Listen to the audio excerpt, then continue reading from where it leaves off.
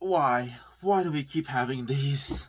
Hey there, this is your Matthew with too much time on hands, Duma here with another video. And, oh my god, I wasn't gonna review this trailer or the things around it, but there's just too much I had to talk about, and it goes into things I already don't like about what they've done with the Spider-Man IP. Now, what I want to get into first is the trailer itself. Why do they keep making these Spider-Man-less movies with Spider-Man characters? Like, I know the actual reason. It's because, they want to be able to make more Spider-Man stuff without losing the rights to Spider-Man, because they have a contract and all that blah blah good stuff, right? And I understand that because they have made good things like, Spider-Man into the Spider-Verse, Spider-Man Across the Spider-Verse, the Spider-Man films, from Tobey Maguire and Andrew Garfield, even if you don't like Andrew Garfield as much.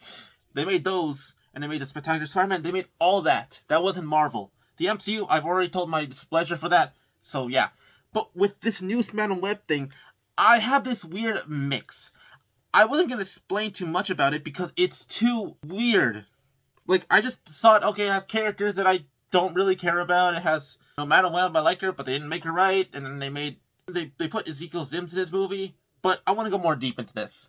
See, when I saw the trailer, I saw Madam Web, I guess Cassie Webb this time, and I find it funny that, people would think about her name being very unrealistic, but then the guy who made the amazing Spider-Man films is literally last name is Webb, so I still find that funny. But in the comics, she's supposed to be someone who's blind, elderly, and has, these, psychic abilities, and is in a chair because she can't really walk. And I was introduced to Madam Web through the Spider-Man Shattered Dimension game, which I think a lot of people were also introduced to her, and this is just the best way to introduce her. But in this one, she looks like a healthy, young lady that can walk and can see into the future. Which then weirds me out because I'm the way they incorporated the looking into the future is very complicated to me. Because, think about it, they show her getting stabbed, but show her going back. So, what does that mean? Does that mean that she saw the future as if it's playing out? But that doesn't even make sense because it looked like she actually hurt herself and so she has to go back, right? And not just that, when you see Ezekiel Sims, it kind of shows that he also can see into the future. So wouldn't he see the future that she sees of the future? If that makes sense. That just seems more complicated. Why? And it shows that he's going to be in the future and it's just going to be the past of Ezekiel. Now, I went a little far with him. If you don't know who Ezekiel Sims is, he's basically a spider totem. Someone who basically got spider abilities through mystical means. And I'm just going to be completely honest, I hated when they introduced, when I was younger, of the spider totems.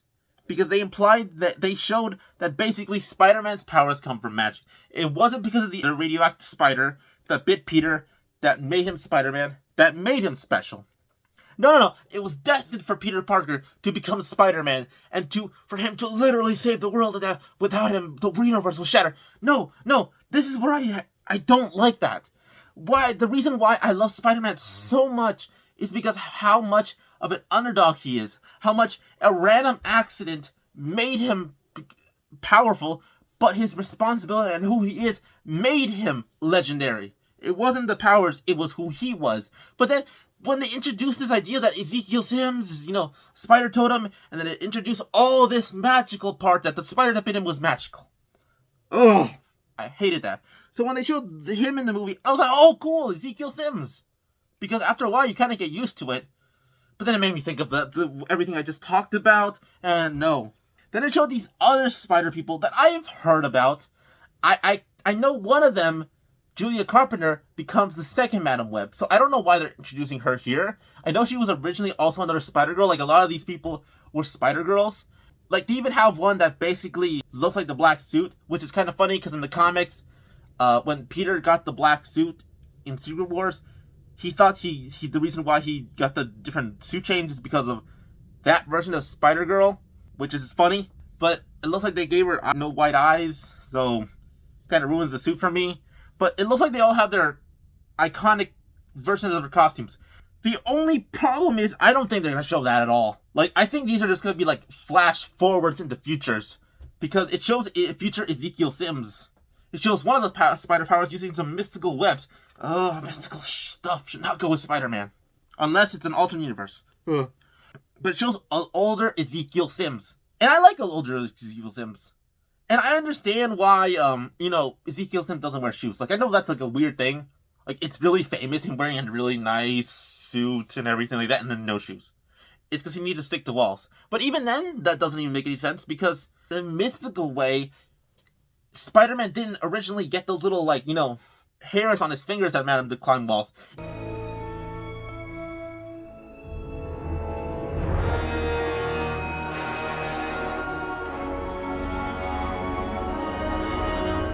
In the original thing, it was electromagnetic fields that he would connect to the walls, and it was stupid. That's one thing I like about the movies that they changed up. So it didn't really make sense for Ezekiel Sims to really, need to take off shoes. But I guess that made him a cool thing with his gray hair. And it shows the future stuff, but I don't think it's going to really show him. It's just going to be future stuff that happens, and that's it. We're not going to see any of the cool stuff. We're just going to be basically see normal people with one of them having some kind of superpowers that allows them to see in the future.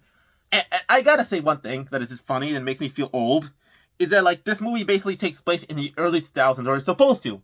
And I'm like, oh no, now this is a time period movie, and the early 2000s is a time period? Oh god, I feel old.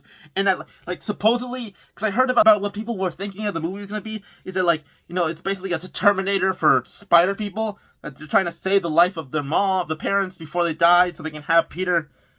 And it just goes into the whole, like, Peter needs to exist to become, for the world to be right, and that you need a Spider-Man, a Peter Parker to be Spider-Man. It's like, the whole point is that he was just a kid that happened. It's not destined. I hated that. I still hate that. I mean, it could be interesting. I don't really see this movie being that bad, but I don't see it being that good, exactly. They may do a switcheroo where Ezekiel Sims is actually just trying to, either not give them spider powers, or instead of just killing them, because, if they become spider people, then the whole life, becomes a big thing, and then blah, blah, blah, And maybe Madam Web will get all crusty and old and, blind somehow. Maybe that's what happens with Ezekiel. And I gotta say about the suit, I didn't mention this beforehand, because what is there to say about that suit? It's like they're trying to make a Party City Spider-Man costume. And I'm like, oh my god, that looks terrible. Like, the connected eye pieces with this. Okay, not like this. This is cool. The way they do it is too weird to me. It looks wrong. And then there's this weird red webbing pattern that looks like the threads is just kind of going around his body. And then that belt looks really, like, rubbery. It looks like a Power Ranger suit on a budget. A Power Ranger suit on a budget. That's what it looks like. Like, the fabric just looks like a Party City suit. I just said that. And it looks bad. This entire movie looks okay, but there's so many instances where this looks trashy. Oh my god. And it even shows, like, a possible Uncle Ben, which is kind of cool. We don't know if that actor is actually going to be Uncle Ben, but you know what? If there is Uncle Ben, that would, like, be, like, much more than we've seen with the MCU. Because I miss Uncle Ben. I miss what he's supposed to be, a good guy, and maybe he's a paramedic, I don't know.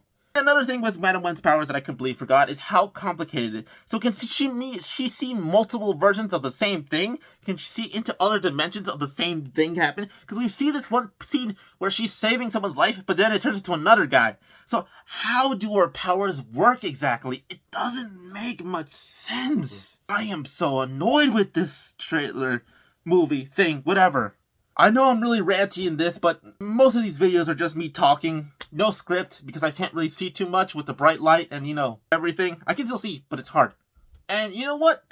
There's something that I may actually find kind of cool in this whole mess of film, I guess. That this is going to transfer into its own Spider-Man.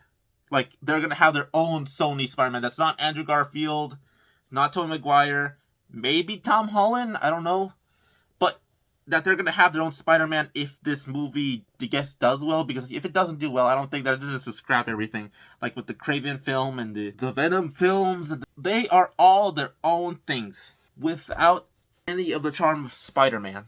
Like, are we going to see a baby Peter Parker? Because that'd be cool. But then it's just kind of like, I want to see him as Spider-Man. So if Sony's able to do a live action form of their own Spider-Man, that'd be cool. But then it's going to be, again, related to magic. A big thing I am not a fan of with Spider-Man. Again, the whole point is he's an accident, and I repeated my statement over and over.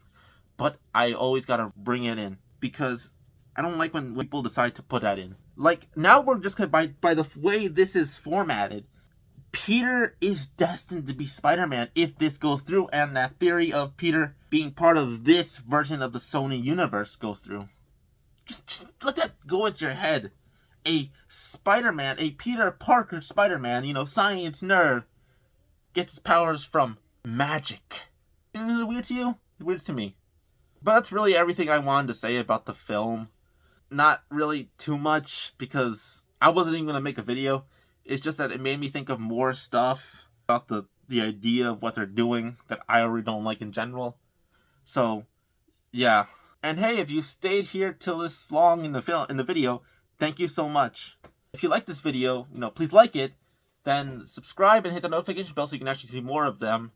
And if you actually want to be more involved in the type of videos I make, or the type of updates that I have community posts that I like to post on random points, whether a new video does well or I have a list on how a thumbnail is going to look, and you guys can choose on how that would be. And I read all your comments, so if you have an idea, please let me know. I, again, read all your comments, and they're really interesting.